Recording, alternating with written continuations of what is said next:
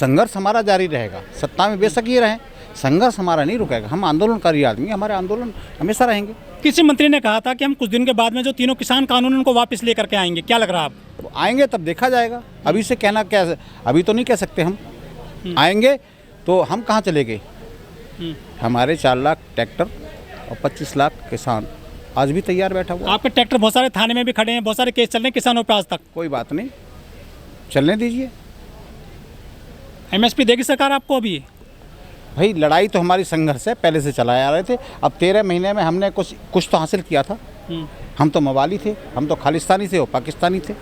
कम से कम सरकार की नज़र में ये तो आया कि ये बैठे हैं, ये किसान हैं। कुछ किसान नेताओं ने महागठबंधन जो बना है उत्तर प्रदेश में उसको सपोर्ट किया था, लेकिन वो भी नहीं जीत पाया महागठबंधन। नहीं, हमारे संगठन ने किसी को भी सपोर्ट नहीं किया था, समर्थन किसी को नहीं दिया था। खुल के कहीं समर्थन हमारे टिकैत साहब ने कहीं कहा हो कि आप वोट उसको दो, आप हमें बताओ। हमने कहीं कहा हो, आप हमारे पास आते रहते हैं इंटरव्यू लेने, हमने किसी पार्टी विशेष की बात कभी नहीं की। हमने जो सत्ता में है, जो सत्ताधारी पार्टी है, हमने जो हमारे अधिकारों का हनन जो करना चाहती है, हमने उसके लिए बोला है कि हम भाई आप मेरे साथ गलत करोगे तो मेरे दम चलेगा, वहाँ तक मैं तो अपनी बात रखूँगा ना। और हमने ये कहा है कि सज़ा देंगे, क्योंकि इन्होंने वादा खिलाफी की, धोखाधड़ी की थी हमारे साथ में, जो हमारे रिटर्न में वादे हुए थे। तो क्या किसानों ने वोट नहीं दिया बीजेपी को? अब ये तो रिजल्ट आने दो, परिणाम आने दो, अभी से कहना बड़ा मुश्किल होगा।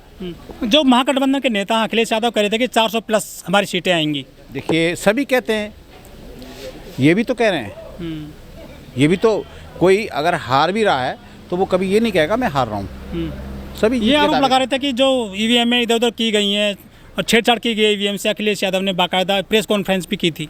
वो सामने वीडियोज़ आए हैं, वो हमने भी देखा है और आपने भी देखा होगा। आपने तो पूरा उत्तर प्रदेश भ्रमण किया है, बनारस भी गए हैं आप तो। और जो वीडियोज़ आ रहे हैं, क्या उत्तर प्रदेश तो यही लगता है अपना जो डायरेक्ट वोटर होता है उस तबके को फ़ायदा पहुंचाने की कोशिश करती हैं। लेकिन इस समय ये विश्लेषण करना थोड़ा मुश्किल होगा कि किसने वोट दिया है और किसने नहीं दिया है। जाट तबका भी, क्योंकि पश्चिमी उत्तर प्रदेश में जो स्थिति है, मेरठ मुजफ्फरनगर की तरफ की जो स्थिति है, वहाँ पर जाट और मुस्लिम अगर एक तरफ हो जाए तो संभवतः मैं नहीं समझता कि कोई और पार्टी जीत सकती है। कितना भी आप ध्रुवीकरण कर लें उसके बाद, तो लगता यही है कि शायद अभी वोटों का एनालिसिस करेंगे तो पता लगेगा कि किसका कितना वोट कहाँ गया है। जो वेस्ट यूपी का जाट जो आंदोलन कर रहा था गाजीपुर बॉर्डर पर, क्या अभी भी लगा हुआ है बीजेपी के साथ में? वो देख, इसमें जो भारतीय जनता पार्टी का शुरू से ये स्ट्रेटजी थी कि वो ये कह रहे थे कि केवल ये बड़े किसानों का आंदोलन है और छोटे किसान जो है, इसमें हम उनके जो कानून थे ये छोटे किसानों के हित में थे। अब एक बार ये देखना होगा कि क्या ये लोग ये संदेशा देने में कामयाब हो गए हैं छोटे किसान को, क्योंकि उत्तर प्रदेश का, पश्चिमी उत्तर प्रदेश का जो छोटा किसान था, क्या उसने बीजेपी को वोट दिया है? हाँ, उसे पैसे भी दे रहे हैं। तो जो डायरेक्ट बेनिफिट दिया गया है, सीधे लोगों को जो फ़ायदा मिल रहा है, जैसे 5 किलो राशन और 2000 रुपये का जो किसानों को जो सीधा फ़ायदा मिल रहा है, क्या ये उस मुद्दे को भुनाने में कामयाब रहे हैं? क्योंकि दिखने में प्रकट रूप से ऐसा नज़र आ रहा था कि लगभग एक माहौल बना हुआ है, सारी जनता इनके खिलाफ है। मौजूदा सरकार के ऐसा मालूम होता था कि सारी जनता इनके खिलाफ है।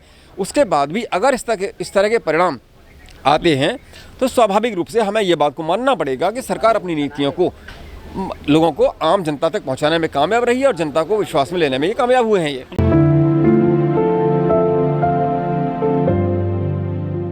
किसान आंदोलन में कहते थे किसान कि हम जो मिशन यूपी चलाएंगे, उसका क्या रिजल्ट दिखाई दे रहा है आपको?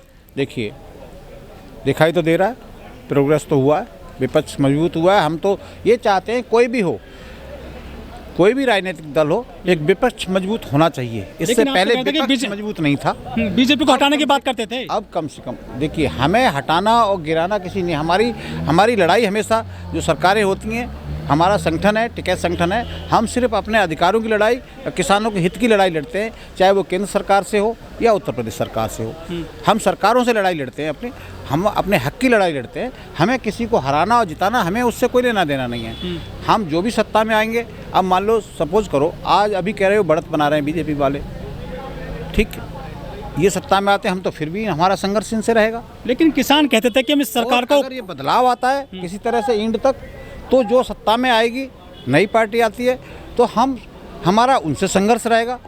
हमें अपने हक और अधिकारों की बात करनी है, किसानों के हक और अधिकार की बात करनी है, सत्ता में चाहे कोई भी हो, चाहे गठबंधन हो जो या आपके बीजेपी किसान हो। नेता हैं टिकैत साहब, वो बंगाल में भी गए थे कि इस सरकार को वोट मत देना। यहाँ भी उन्होंने कहा था कि मिशन यूपी चलाएंगे हम, लेकिन उस तरह का रिजल्ट नहीं आ रहा है। देखिए, सभी लोग समझदार हैं, सबने अपने बुद्धिमत्ता से वोट दिया है। कोई किसी के कहने से ना वोट रुकता है और ना कहने से कोई देता है। सब बुद्धिजीवी लोग हैं। अगर लोग जिस सत्ताधारी पार्टी से खुश है तो उसको वोट दिया है, अगर जो नाराज़ हैं उन्होंने विपक्ष में वोट दिया है। तो इसमें हमारे संगठन का इसमें कोई वो नहीं है। हमारा राजनीतिक संगठन है, हमारा संगठन सिर्फ अपने हक और अधिकार की लड़ाई लड़ता है। किसानों के जो हक हैं, जो भी सरकार अगर मारना चाहेगी तो हमारा संघर्ष उनसे जारी रहता है। और हमारे जो आंदोलन भी हुए थे, तो हमारा केंद्र सरकार से आंदोलन था हमारा, वो गलत कानून लेके आए थे, हमने उसका विरोध किया था। अब जो भी सरकार आएगी, मैं कहता हूँ चाहे ये आए या गठबंधन की आए, हमें उससे कोई लेना देना नहीं। जो सरकार आएगी अगर किसानों के अहित की बात करेगा, हमारा संघर्ष उनके खिलाफ भी रहेगा। हम कोई जाति विशेष की और पार्टी विशेष की हम बात नहीं करते हैं। किसानों में हमारी कोई जाति नहीं होती। किसान जो है 36 बिरादरी का किसान, एक हम किसान बिरादरी मानते हैं, उसमें सभी जातियाँ समाहित हैं उसमें। जो किसान आंदोलन चल रहा था गाजीपुर बॉर्डर पर, और पश्चिमी उत्तर प्रदेश के बहुत सारे किसान वहां पर जाते थे, बड़ी आग उगलते थे सरकार के खिलाफ कि जिस सरकार को द्वारा नहीं आने देंगे। सरकार तो फिर से आती दिख रही है, ये तो पुख्ता हो गया ना। देखिए, मैं क्या कह रहा हूँ, आने नहीं देंगे। हमने विरोध की बात की है, हमने विरोध किया है क्योंकि जो हमारी, देखिए, हम तो हमारा विरोध फिर भी जारी रहेगा। उत्तर प्रदेश में क्या भी धर्म की राजनीति जो जारी रहेगी, जिस तरह से जो मैंडेट मिल रहा है बीजेपी को? देखिए, हम जाति धर्म और उस पर नहीं कभी बात करते हैं। हमारा संगठन कभी भी जाति धर्म की बात तो ये लोग करते हैं, हमने कभी जाति धर्म की बात नहीं की। लेकिन वोट मिल रहा है बीजेपी को जाति धर्म के आधार पर। अब मिल रहा है जाति धर्म पे मिल रहा है या कैसे मिल रहा है और किसको मिल रहा है और क्यों मिल रहा है, ये अभी उसके बारे में हम कह भी नहीं सकते हैं, क्योंकि इस पर विश्लेषण भी होगा। किसान आंदोलन चला था 1 साल तक गाजीपुर बॉर्डर पर। काफ़ी लोगों ने सरकार के खिलाफ आवाज़ उठाई, कह रहे थे सरकार को उखाड़ फेंकेंगे, लेकिन वो तो उल्टा हो गया है। सरकार मजबूती से आ रही है योगी जी की फिर से। हाँ, सरकार अभी चुनावों का विश्लेषण, क्षेत्र सीट वाइज चुनावों का विश्लेषण करना और किसने कहाँ कैसे वोट दिया है, संभवतः बीजेपी, जो मेरा अपना व्यक्तिगत आकलन इस तरह से ये है कि बीजेपी जो है ये संदेश देने में कामयाब रही है, जहाँ जहाँ पर ये उनकी पॉलिटिकल स्ट्रैटेजी रही है, जहाँ जहाँ पर जो वर्ग सशक्त रहे हैं उन वर्गों के खिलाफ वो ध्रुवीकरण करने में, जातीय ध्रुवीकरण करने में सफल रही है। जैसे जिन इलाकों में जाट ज़्यादा शक्तिशाली रहे हैं, उन इलाकों में उसने कोशिश किया जाट वर्सेस अदर्स। तो एक जातीय ध्रुवीकरण किया है। ये बात तो सही, धार्मिक ध्रुवीकरण इस बार लगभग नहीं के बराबर है। ये बात मैं मानने को तैयार नहीं कि इस बार धार्मिक ध्रुवीकरण हुआ है, पर बाद में ठीक है और विश्लेषण करेंगे तो आगे आने वाले समय पता लगेगा कि वास्तव में क्या रहा है। पर प्रत्यक्ष रूप से इस समय जो सरफेस तौर पर हम जानने जो अनुमान लग रहा है उसमें यह है कि जातीय ध्रुवीकरण करने में सफल रही है।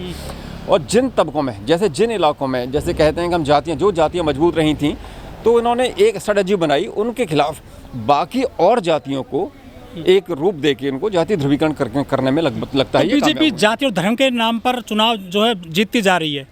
बिल्कुल, इन्होंने जानबूझ के उस तबके को टारगेट किया, जैसे कि इन्होंने जो सशक्त थे उनके खिलाफ बार बार ये कह के कि नहीं गुंडागर्दी करते हैं, कानूनी व्यवस्था की स्थिति के नाम से लोगों को भ्रमित करने की कोशिश की, जो भ्रम का वातावरण पैदा किया। लगभग ये अपने मकसद में कामयाब रहे हैं। राकेश टिकैत किसान नेता हैं, उन्होंने कहा था कि हम सरकार को उखाड़ फेंकेंगे, मिशन यूपी चलाएंगे, उसका क्या हुआ? नहीं, जहाँ तक मैं समझता हूँ राकेश टिकैत जी ने कभी ये नहीं कहा कि वो सरकार को उखाड़ फेंकेंगे। उनका एक निश्चित किसानों के हित में लाने, जो सरकार, उनका मुद्दा ये था, उनका मकसद ये था कि किसानों को ऐसी सरकार लेके आनी है जो उनके हित में काम करे।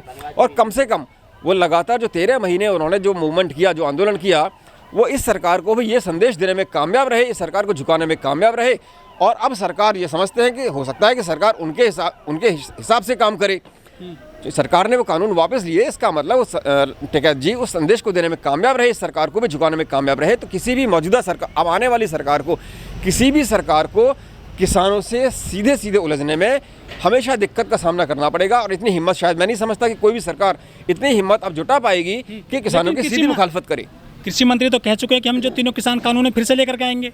अब देखना होगा, क्योंकि हाँ, इस तरह की आशंकाएं पहले से थी कि अगर उत्तर प्रदेश का चुनाव जीतने के बाद ऐसी आशंकाएं थी कि ये सरकार दोबारा से उन कानूनों को लेके आ सकती है, पर फिर भी हमें ये देखना होगा अब क्या सरकार उन कानूनों को दोबारा लेके आएगी जो कि एक बार ये वापस ले चुके हैं।